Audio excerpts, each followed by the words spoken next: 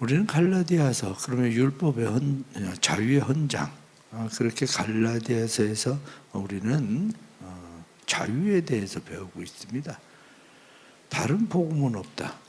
오직 복음, 예수 그리스도, 그분만이 우리를 자유하게 하시는 분이다 하는 것을 우리는 말씀들을 통해서 알게 됩니다. 그런데 오늘 우리가 함께 또 말씀을 배우게 되는 것은 우리가 이 율법 그리고 복음 이렇게 이야기할 때 율법과 복음의 관계입니다. 율법과 복음의 관계를 잘 이해하지 못하면 신앙생활을 하면서 율법주의가 됩니다. 율법주의가 되면, 율법주의라고 하는 것은 다른 말로 이야기하면 율법에 매여 사는 사람, 그 사람을 율법주의라고 얘기하죠. 그런데 예수님이 오신 것은 우리를 율법주의, 율법에 매여 사는 사람이 아니라 우리로 하여금 율법으로부터 자유하게 하기 위해서 오셨다, 그렇게 말하는 겁니다. 그러면 사람들은 율법에 왜 매일까? 율법에 매이게 되는 이유가 분명히 있을 겁니다. 율법에 매이게 되는 이유 가운데 하나는 율법에 늘 끌려다니다가 보니까 율법에 매이는 거예요.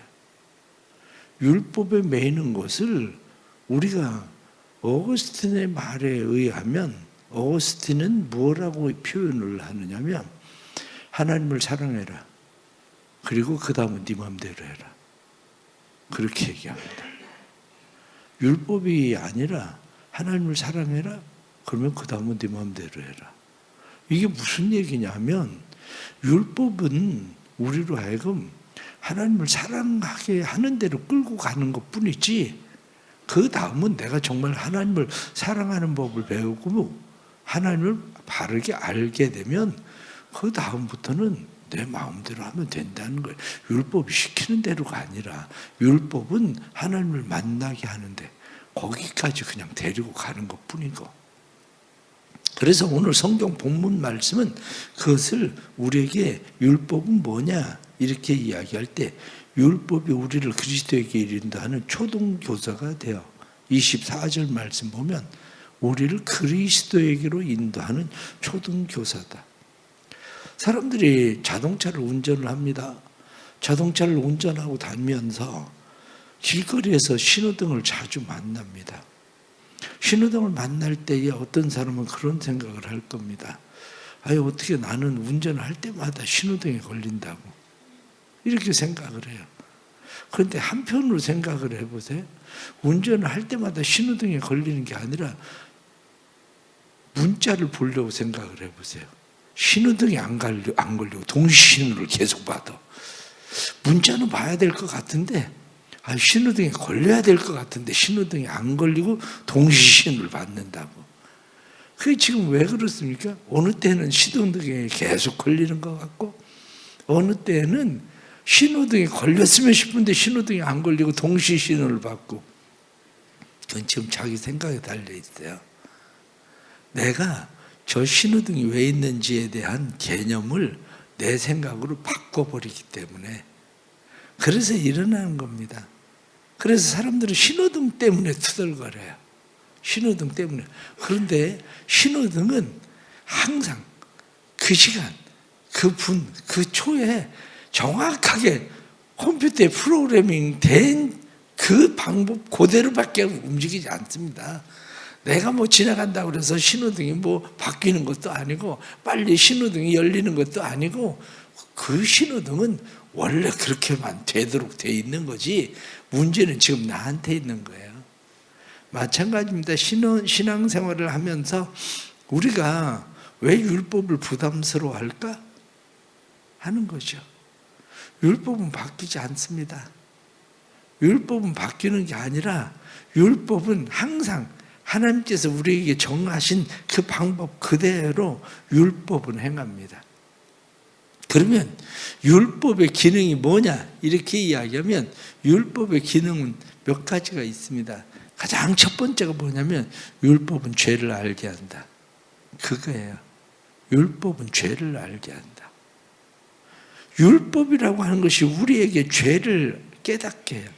율법이 우리에게 죄를 깨닫게 하는 것은 율법이 우리의 양심을 자극해요. 율법이 우리의 양심을 자극해서 율법은 우리의 양심이 지금 죄를 짓고 있는 건지 아닌 건지에 대해서 자극을 준단 말이죠. 그러면 그 율법으로 인해서 사람들이 느끼게 되는 것이 뭐냐면 아, 내가 죄인이구나. 그걸 느끼는 거예요. 아, 난 죄인이구나.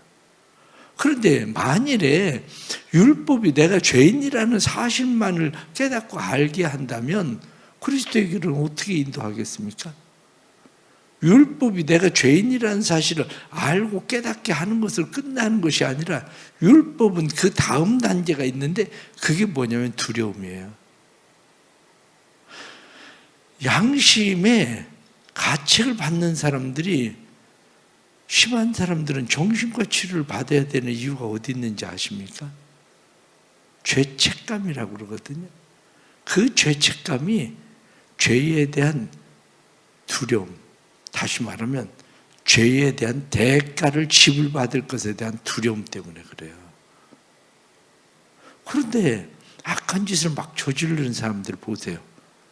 그 사람들이 악한 짓을 그렇게 저지르고 잠 못 자고 정신병원에 가는 거 보셨습니까? 그 사람들은 그럴 일이 없어요.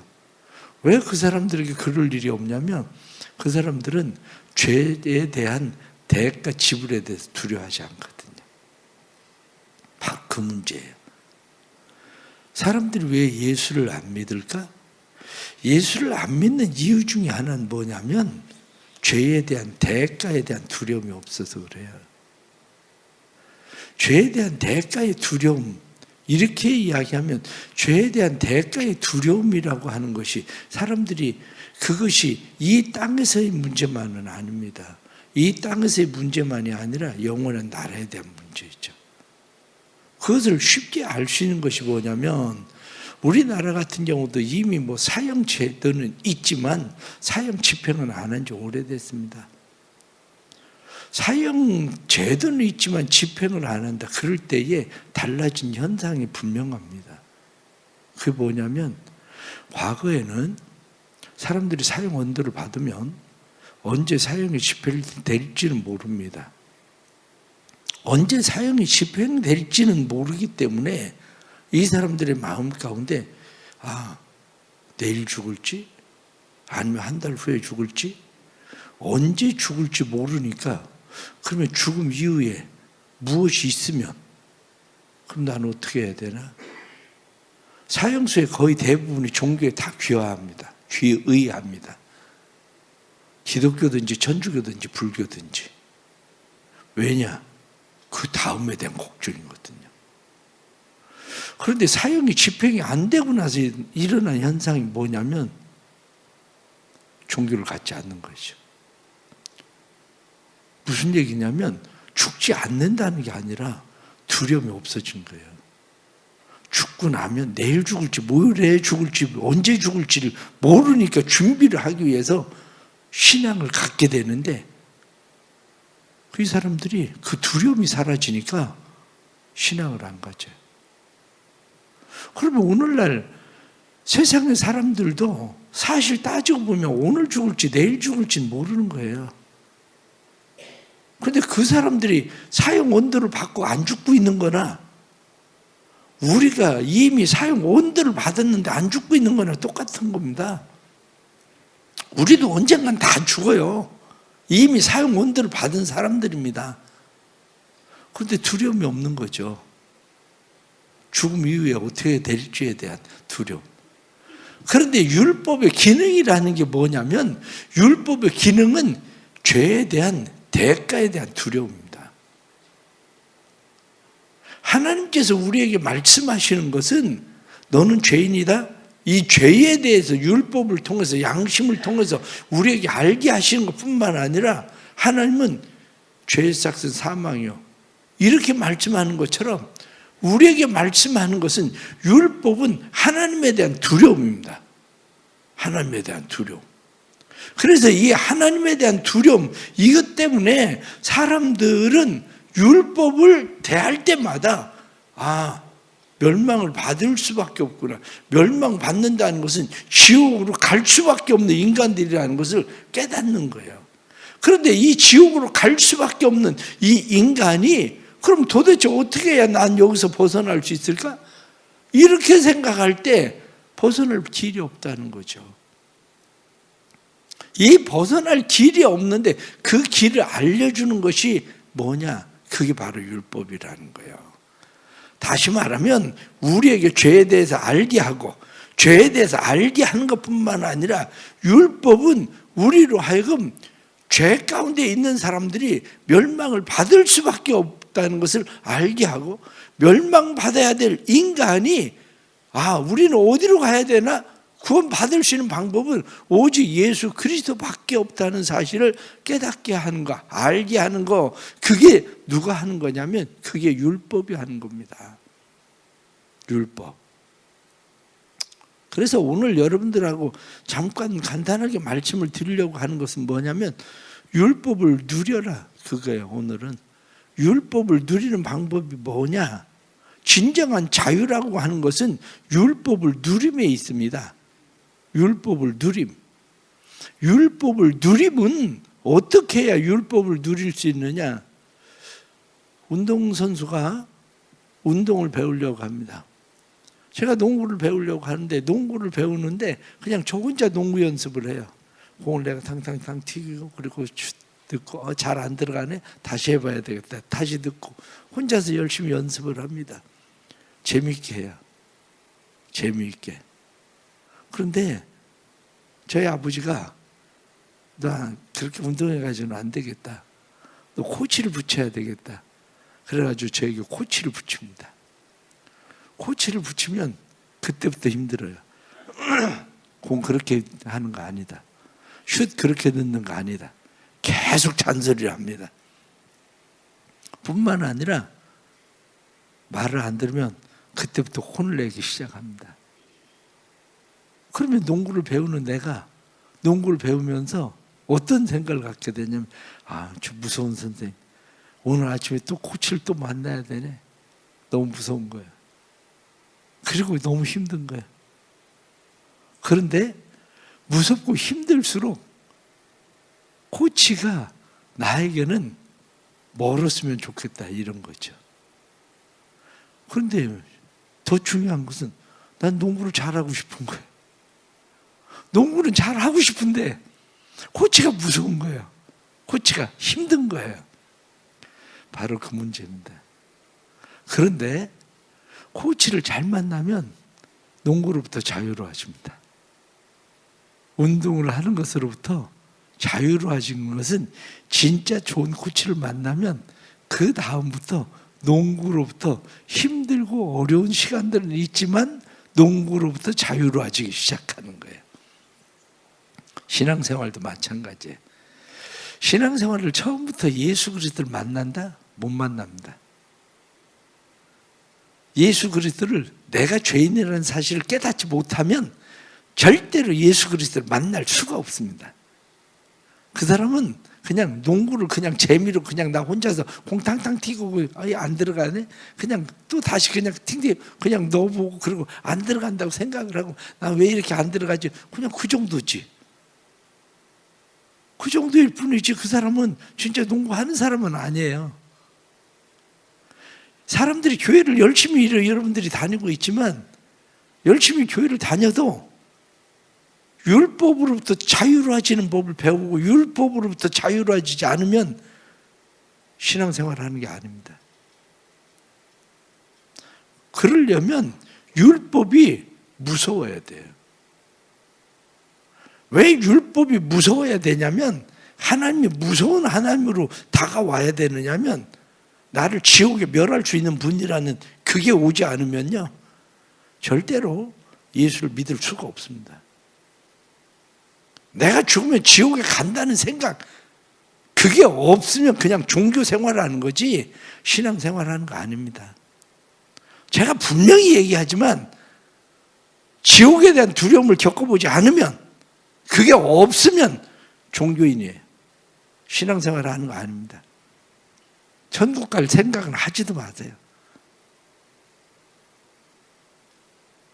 그러면 그거를 겪게 되는 게 뭐냐면 율법이란 말이에요. 그걸 알게 하는 게. 그래서 율법이라고 하는 것은 철저하게 내 힘이나 의지, 노력 가지고는 내가 구원받을 수 있는 인간이 아니구나. 그걸 알게 하는 게 율법이에요. 너 아무리 그렇게 해도 네가 그렇게 선하고 의롭게 살려고 노력해봐도 안 돼. 그거 가지고는 안 돼. 그게 율법이란 말이에요. 그게. 자, 그러면 율법을 우리가 자유롭게 여기는 방법이 뭐냐? 가장 첫째는 율법을 축복으로 여겨라, 그거예요. 좋은 코치를 만나는 것을 축복으로 여겨야 되는 거예요. 좋은 코치를 만나는 것, 그것은 자기의 인생을 바꿀 수 있는 일이에요. 좋은 코치를 만날수록 더 쉽게 내가 운동으로부터 쉽게 자유하게 돼요. 마찬가지로 율법이 내게 무섭게 다가오면 다가올수록 사실은 좋은 코치가 돼요. 축복이 돼요. 다른 사람들 신앙생활을 하는 걸 보면서 처음에 생각할 때 신앙생활을 뭐 처음부터 저렇게 하나, 막 주일 지키려고 막 저렇게 애를 쓰나, 아니면은 처음부터 뭐 11조를 드린다고 저렇게 하나, 신앙생활을 뭐 저렇게 막 힘들게 하나, 이렇게 생각하죠. 그런데 그게 율법이 뭔가를 몰라서 그래요. 신앙생활은 그게 있은 다음에야 자유로워지는 거지. 제가 농구 계속 혼자 그냥 계속 공 던지고 연습하고 공 가지고 놀아요. 내가 농구로부터 자유로워진 겁니까? 난 스스로 자유롭다고 생각을 해요. 근데 공 10개 던져도 하나 들어가는데 뭘 자유로워요? 공 10개 던지면 최소한 9개는 들어가고 뭐 이렇게 해야, 아무도 막는 사람 없는데 혼자 던지는데 뭐 10개 던지는데 하나 들어가는데 뭐 자유롭냐고. 그건 자유로운 게 아니에요. 그거는 못하는 거지. 신앙생활도 마찬가지입니다. 다른 사람들을 보고 뭘 저렇게 신앙생활을 힘들게 하나 이렇게 생각하는데 그 사람은 자유로운 사람 아니에요. 그 사람은 자유로운 사람이 아니라 신앙생활을 안 하는 사람이지. 그 사람은. 그런데 그걸 착각하고 있는 거지. 착각하고 있는 거. 사도 바울이 지금 갈라디아에서 이야기하고 있는 이 핵심이 뭔지를 잘 알아야 돼요. 율법 그 무시할 일은 아니다, 그거예요. 사람들은 율법주의가 되지 마라, 그러면 율법 완전히 무시하고 살아도 된다, 이렇게 자꾸 생각하려고 하는데, 율법 무시하고 살아도 된다 그게 아니라 율법으로부터 자유하라 이거지. 율법으로부터 자유해라. 무시하는 거하고 자유하는 거하고는 다른 겁니다. 그러면 처음 여러분들에게 말씀을 드리던 것처럼 신호등 계속 걸려요. 그럼 율법 무시하고 사는 것처럼 신호등 무시하고 그냥 휙휙 달려보세요. 얼마나 자유롭습니까? 그러다가 사고 나면 죽는 거야. 그게 마찬가지예요. 율법으로부터 자유로워지는 것은 그런 게 아니에요. 신호등으로부터 자유로워지는 것은 뭐냐면, 여러분들 운전하면서 요즘 신호등 그렇게 신경을 씁니까? 내가 편할 땐 신호등 전혀 신경 안 써요. 서야 될 때 되면 그냥 서는 거고, 그냥 가야 될 때면 빨간불이면 서고, 그냥 파란불이면 가고, 그냥 그러는 거지. 그게 자유하는 거예요. 신호등 무시하고 막 달려다니는 게 자유하는 게 아니고. 그런데 사람들은 생각하기를 율법으로부터 자유하는 것을, 율법을 무시하고 그냥 막 달려다니는 것을 율법으로부터 자유하는 것처럼 생각하는 거지. 이게 지금 잘못된 생각인 거예요. 그러니까 가장 첫째가 뭐냐면 율법을 축복으로 여기라, 그거예요. 좋은 코치를 만나는 것은 축복으로 여기는 것처럼 율법을 축복으로 여겨야 내 죄를 깨달아요. 죄의 대가가 무엇인지를 알아요. 율법이 축복이 되는 이유는 뭐냐면, 그래야 예수 그리스도를 만나요. 그래야. 두 번째는 율법에 순종해라, 그겁니다. 코치를 무서워하기만 하지만 말고 좋은 코치를 만난 것을 축복으로 여기고 좋은 코치를 만난 것을 축복으로 여기면 순종하라는 거예요. 율법에 순종하는 법을 배우세요. 율법에 순종하는 법을 배워야, 그래야 내가 율법으로부터 자유로워집니다. 그것을 다른 말로 이야기하면 하나님을 사랑하는 법을 배워라, 그거예요. 하나님을 무섭게 여기지 말고, 하나님이 무서워서 이거 안 하면 벌 받는 거 아니야? 혼나는 거 아니야? 주일 안 지키면 이거 또 된통 당하는 거 아니야? 11조 안 드리면, 그게 아니고 사랑해라, 순종해라, 그거예요. 사랑하고 순종해라. 사랑하고 순종하는 거, 그게 필요합니다. 사랑하고 순종하는. 그 다음 세 번째는 뭐냐면 존중함으로 따르라, 그거예요. 존중하고 따르면 그때 생기는 일이 있는데, 그게 뭐냐면 존중하고 따를 때 이게 우리에게 얼마나 유익한 것인지 알게 돼요. 어거스틴은 얘기하기를 뭐라고 이야기하냐면, 내가 생각하는 것, 내가 행하는 것, 그 무엇이 죄 아닌 것이 어디 있단 말인가? 내가 생각하고 행동하는, 말하는 것, 모든 것이 다 죄인데 자유하는 방법은 하나님 사랑하고 살아가는 것 말고는 없다는 거예요. 그래서 조금 전에 말씀드린 대로 하나님 사랑하면 그 다음부터 내 마음대로 해라, 그거예요. 내가 하나님 사랑하는 마음 없이 그냥 행하는 게 아니라, 사랑하면 감사와 기쁨이 가득 찬 삶으로 자유하게 될 것이다, 이런 거거든요. 그렇습니다. 그리스도인들은 자유하는 사람, 율법으로부터 자유하는 사람. 그래서 율법으로부터 자유한다는 것은 예수 그리스도를 만남으로 율법으로부터 자유한다. 결론적으로 말씀을 드리면 그렇습니다. 예수 그리스도를 만남으로 율법으로부터 자유하는 방법은 다른 거 아닙니다. 내가 죄인임을 깨달아라. 그 다음은 내가 죄인임을 깨달았을 때 내 힘으로 안 된다는 걸 인정해라. 그러나 죄를 정복해라. 죄를 정복하는 것은 내 힘으로는 안 되는데, 율법은 선택된 백성을 보호하고 그리스도에게로 철저히 인도한다. 율법은 보호의 기능이에요. 보호. 그런데 죄를 이기는 힘은 보호로부터 나오지 않아요. 죄를 이기는 힘은 보호로부터 나오는 것이 아니라, 죄를 이기는 힘은 예수 그리스도에게로부터 나온다, 이거거든요. 그래서 그것을 무엇라고 이야기하느냐? 생명을 주는 것과 생명으로 이끄는 것은 다른 것이다. 생명으로 이끄는 것은 율법이고, 생명을 주는 것은 예수 그리스도시다. 예수 그리스도에게로, 생명으로 우리를 이끄는 것은 율법이에요. 그러나 생명으로 가면 생명은 우리에게, 예수 그리스도는 생명을 주셔요. 죄에 대해서 우리를 보호하는 것은 율법이 하는 일이지만, 그러나 죄를 이기게 하는 힘은 예수 그리스도에게로부터 온다는 거예요. 이게 율법.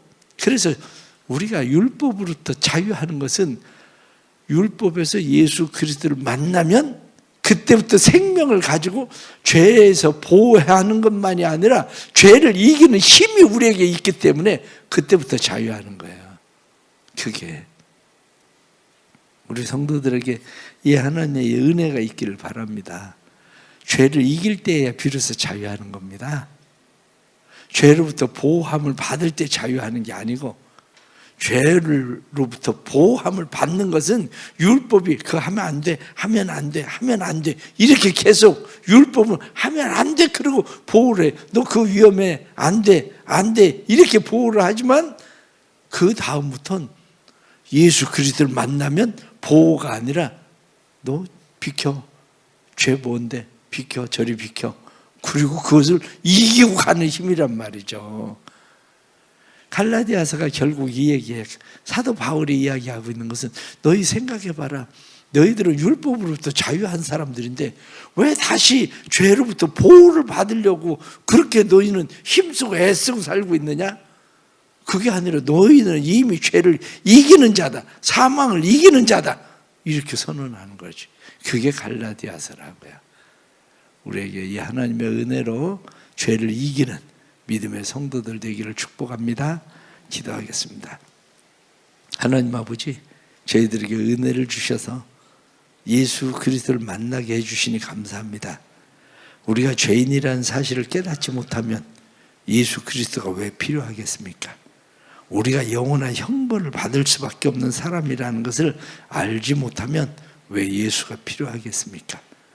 우리는 율법을 통해서 죄로부터 우리가 보호함을 받지만 죄를 이기는 힘은 율법에 있는 것이 아니라 죄를 이기는 힘은 예수 그리스도에게 있음을 믿습니다.